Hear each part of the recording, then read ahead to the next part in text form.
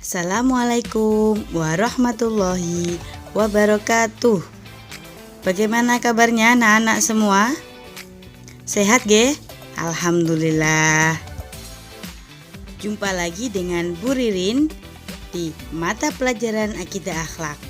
Kali ini materi kita adalah tentang iman kepada makhluk gaib Allah. Apa anak-anak? Iman kepada makhluk gaib Allah. Apa saja sih makhluk gaib Allah itu? Bagaimana cara mengimani makhluk gaib? Nah, mari kita pelajari bersama-sama tentang materi iman kepada makhluk gaib Allah. Selamat menyaksikan. Assalamualaikum warahmatullahi wabarakatuh. Jumpa lagi dengan saya di materi Akidah Akhlak kelas 7. Bagaimana anak-anak kabarnya? Semoga Allah selalu memberikan kesehatan kepada kita semua. Jangan lupa untuk tetap jaga kesehatan dan tetap semangat dalam belajar. Oke anak-anak, kali ini kita akan masuk ke materi bab 2 semester 2, yaitu tentang iman kepada makhluk gaib Allah. Nah, disimak baik-baik ya penjelasan dari saya. Iman kepada makhluk gaib. Apa itu iman kepada makhluk gaib? Kita bahas ya.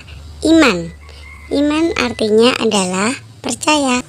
Sedangkan makhluk artinya yaitu ciptaan. Dan yang terakhir adalah gaib, artinya tidak terlihat.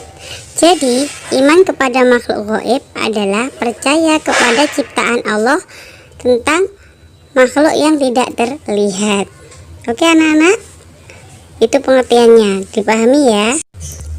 Berikutnya adalah mengenal 10 malaikat yang wajib diketahui oleh manusia. Sebenarnya jumlah malaikat itu ada berapa sih? Ayo, ada yang tahu apa tidak? Jumlah malaikat sebenarnya tidaklah terhitung, atau hanya Allah yang tahu berapa pasti jumlah malaikat yang diciptakannya.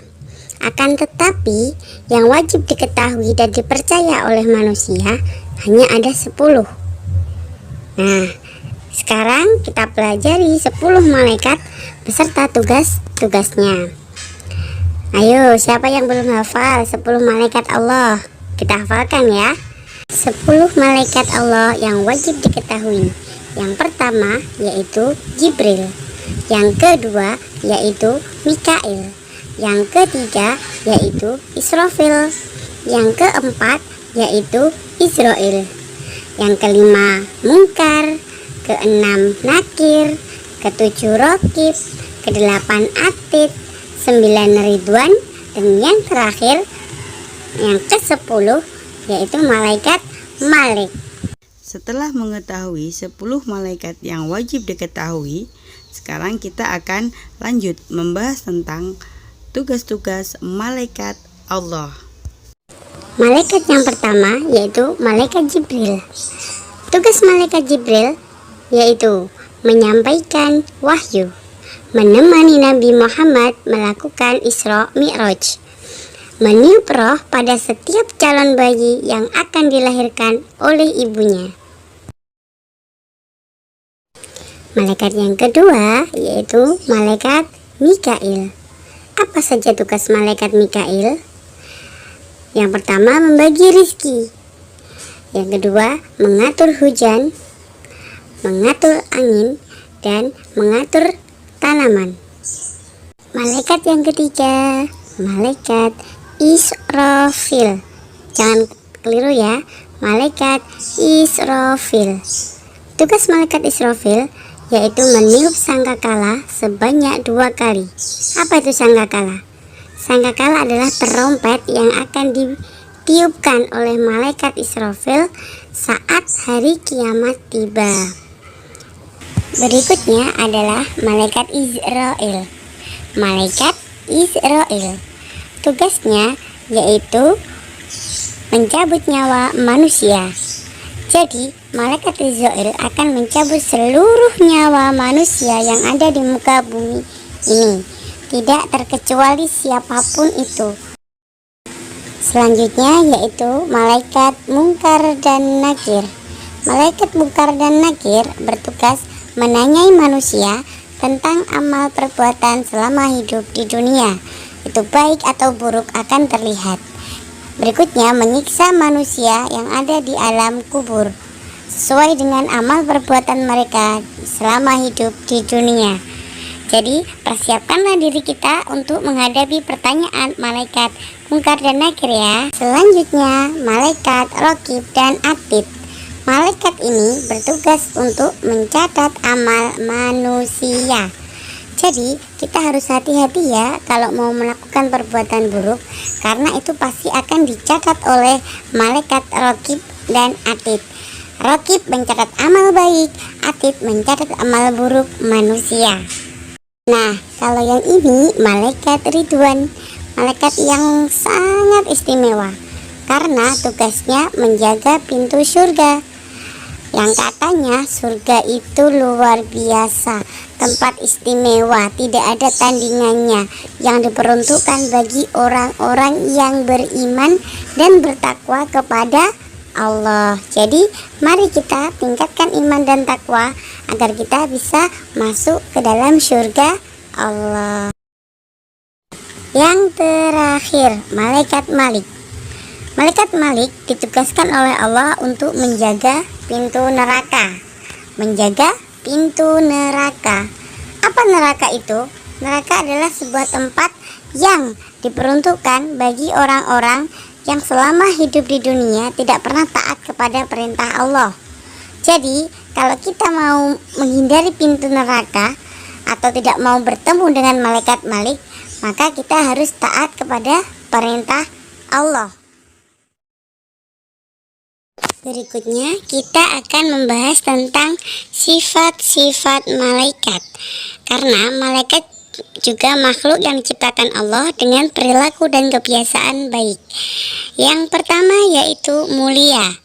Malaikat diciptakan Allah dengan sifat mulia karena kepatuhannya kepada Allah dan tidak pernah sombong kepada makhluk Allah yang lainnya. Kedua, diciptakan dari cahaya atau nur. Jadi, malaikat diciptakan dari cahaya atau nur yang mana memiliki sifat dari cahaya itu sendiri, yang artinya memberikan petunjuk atau menerangi. Yang ketiga, tidak memiliki hawa nafsu. Berbeda dengan manusia yang oleh Allah memang diciptakan dengan hawa nafsu atau keinginan, seperti ingin makan, ingin tidur, ingin berpergian, jalan-jalan. Sedangkan malaikat tidak diciptakan dengan hawa nafsu karena hanya untuk menaati perintah Allah saja tanpa memiliki keinginan-keinginan yang lain. Nomor 4, malaikat tidak memiliki jenis kelamin. Jadi, malaikat tidak seperti manusia yang berjenis kelamin laki-laki atau perempuan. Maka dari itu, malaikat tidak menikah dan tidak akan pernah memiliki keturunan. Nomor 5, dapat berubah bentuk atau wujud. Dengan izin Allah, malaikat dapat berubah wujudnya seperti menjelma menjadi manusia. Contohnya, ketika malaikat Jibril menemui Nabi Muhammad dan para sahabat, menjelma menjadi manusia yang berpakaian serba putih. Yang keenam, malaikat selalu taat dan bertasbih kepada Allah. Selalu taat ditunjukkan oleh malaikat dengan menjalankan semua perintah Allah tanpa terkecuali. Dan ketika malaikat tidak sedang bertugas, maka malaikat akan mengisi waktu untuk bertasbih dan bermunajat kepada Allah. Yang ketujuh, mendoakan orang yang beriman.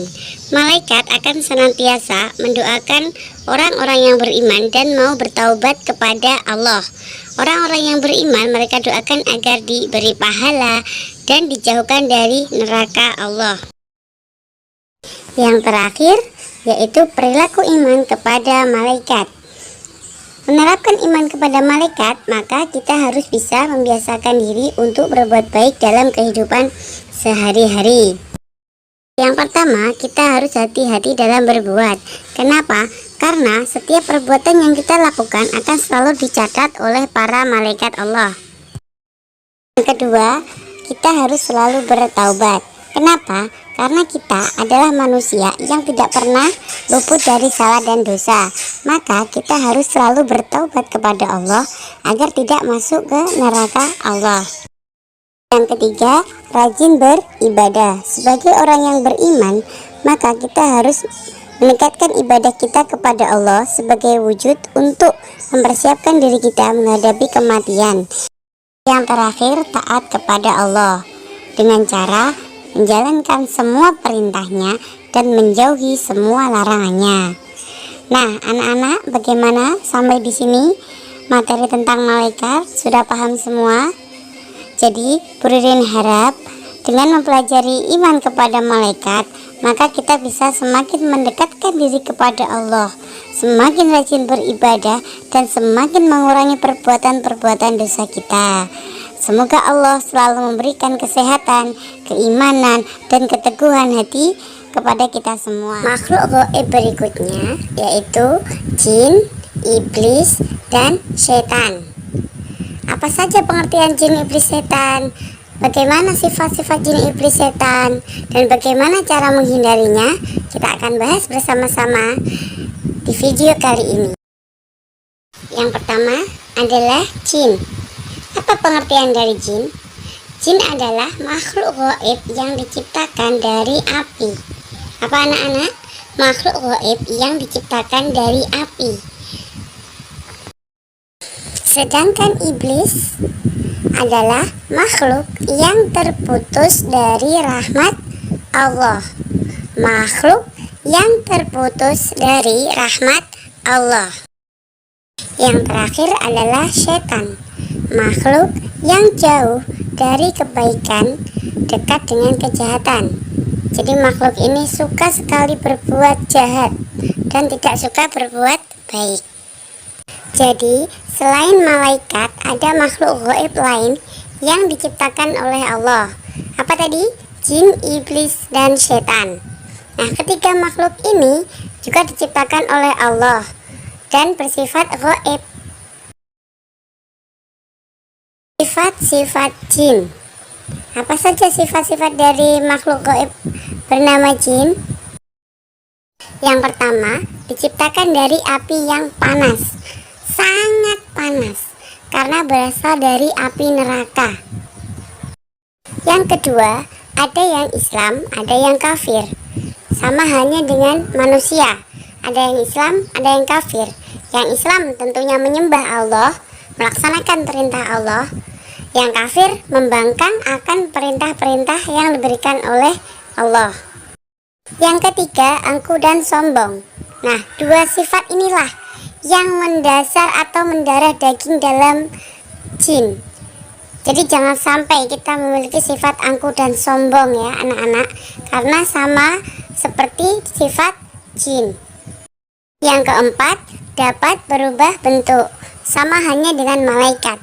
Bedanya, kalau jin berubah wujudnya untuk mengganggu atau menggoda manusia. Beda dengan malaikat, berubah wujud atau berubah bentuknya untuk menyampaikan wahyu kepada para nabi dan rasul. Yang terakhir, tidak mati sebelum kiamat. Kenapa? Karena memang oleh Allah, jin sudah diberikan waktu untuk menggoda manusia sampai hari kiamat tiba. Jadi kita sebagai umat manusia harus mempertebal iman kita agar tidak tergoda oleh godaan-godaan dari jin. Berikutnya, sifat-sifat iblis dan setan. Apa saja sifat-sifat iblis dan setan? Ayo, kalau sudah baca LKS pasti tahu dong apa saja sifat-sifat iblis dan setan. Sifat-sifat iblis dan setan. Yang pertama, diciptakan dari api. Sama hanya dengan jin. Iblis dan setan juga diciptakan dari api yang sangat panas, yaitu berasal dari api neraka. Yang kedua, semua iblis dan setan bersifat kafir atau durhaka kepada Allah. Jadi setiap apa yang diperintahkan Allah tidak pernah dilaksanakan oleh iblis dan setan. Yang ketiga, menyesatkan manusia. Jadi sifat dasar iblis dan setan adalah ingin membuat manusia itu tersesat dalam hidupnya, sehingga mengikuti jejak mereka agar masuk neraka. Maka kita harus hati-hati ya anak-anak, agar tidak tersesat dalam bujukan rayuan iblis dan setan. Nomor 4, dapat berubah bentuk. Dapat berubah bentuk layaknya malaikat. Tetapi kalau malaikat berubah bentuknya untuk kebaikan manusia, sedangkan iblis dan setan berubah bentuknya melainkan untuk menggoda dan menjerumuskan manusia ke dalam hal-hal yang jelek. Nomor 5, berjenis kelamin. Berbeda sekali kan dengan sifat malaikat yang tidak berjenis kelamin. Jadi iblis dan setan memiliki jenis kelamin, sehingga memungkinkan mereka untuk memiliki nafsu dan memungkinkan juga untuk berkembang biak, menikah, mempunyai anak. Yang keenam, tidak mati sebelum kiamat tiba, karena iblis dan setan pernah dikeluarkan oleh Allah dari surga, sehingga meminta kepada Allah untuk diberikan waktu menggoda manusia sampai kiamat itu tiba.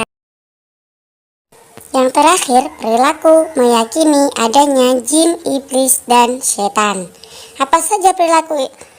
Yang pertama, hati-hati dan waspada. Maksudnya, hati-hati dalam bersikap, dalam berkata, dalam berperilaku, agar kita tidak terjerumus ke dalam dosa atau perbuatan-perbuatan yang tidak dibenarkan oleh ajaran Islam.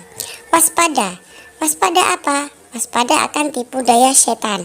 Karena apa? Setan itu adalah musuh yang sangat-sangat berbahaya bagi umat Islam, karena dia pintar sekali menggunakan tipu dayanya untuk menggoda manusia agar terjerumus ke dalam ajaran-ajaran yang sesat, ke dalam perilaku-perilaku yang buruk, sehingga kita menjadi durhaka kepada Allah. Yang kedua, meningkatkan iman dan takwa. Bagaimana caranya?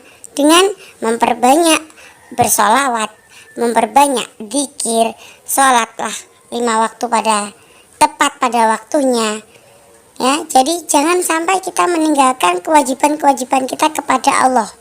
Itu caranya seperti itu. Yang ketiga, banyak beristighfar. Kenapa? Karena dengan banyak-banyak mengucap kata istighfar, kita akan menjadi orang yang tidak lupa akan dosa-dosa kita. Karena pada dasarnya manusia itu adalah makhluk yang setiap hari selalu melakukan dosa, walaupun itu dosa yang sangat kecil dan tanpa kita sadari. Yang keempat, berteman dengan orang yang soleh. Ini juga penting anak-anak. Jadi ketika kita memilih teman, pilihlah teman itu yang baik akhlaknya, baik perilakunya, baik tutur katanya, sopan santun, menghormati orang tua. Karena apa? Dengan berteman dengan orang yang soleh, maka kita juga akan dituntut seperti orang itu. Tapi ketika kita berteman dengan orang yang buruk, kita berteman dengan pencuri, pembohong, kita juga akan mengikuti jejaknya. Jadi yang penting itu adalah mencari teman yang baik dari segi akhlak, perilaku, sopan santun. Oke anak-anak, bisa dimengerti semuanya? Nah itu ya, kita harus belajar keempat hal itu agar kita bisa menjadi orang yang beriman kepada jin, iblis, dan setan. Ingat, beriman bukan berarti kita menyembahnya ya, tapi meyakini kalau jin, iblis, dan setan itu ada dan nyata di dunia ini. Nah, itu tadi anak-anak penjelasan tentang iman kepada jin, iblis, dan setan. Jadi, makhluk gaib yang diciptakan oleh Allah itu ada malaikat, jin, iblis, dan setan. Ingat ya anak-anak, meyakini adanya malaikat, jin, iblis, dan setan adalah kewajiban bagi umat Islam. Tugas kalian sekarang adalah membuat video tentang menghafal nama-nama malaikat beserta tugasnya. Ingat, menghafal nama-nama malaikat beserta tugasnya. Silakan direkam dengan kamera HP dengan memakai seragam madrasah. Oke anak-anak? Kemudian setelah direkam, silakan dikirim ke grup WhatsApp Akidah Akhlak kelas 7E dan 7F. Terima kasih. Sekian dari Bu Ririn. Wassalamualaikum warahmatullahi wabarakatuh.